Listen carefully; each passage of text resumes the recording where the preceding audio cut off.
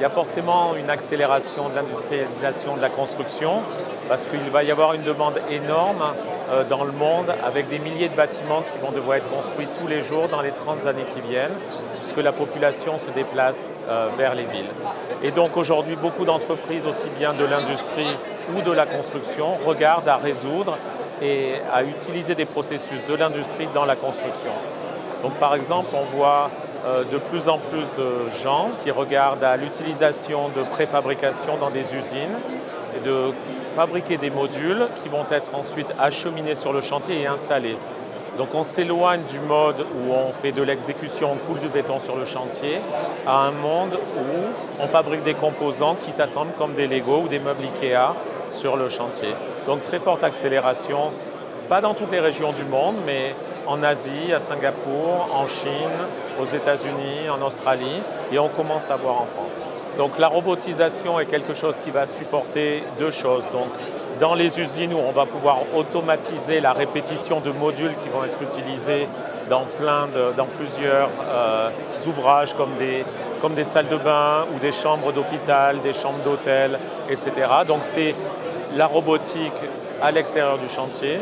Mais ce qu'on voit aussi, c'est la robotique utilisée sur le chantier pour commencer à construire aussi des murs. C'est des choses qui sont plus difficiles parce que c'est un environnement qui est moins contrôlé que dans une usine où rien ne bouge. Sur un chantier, tout bouge en permanence. Mais on voit des avancées dans les deux. Et par exemple, aujourd'hui, on peut se faire opérer par quelqu'un qui est en Inde. Donc vous êtes opéré en France ou ailleurs.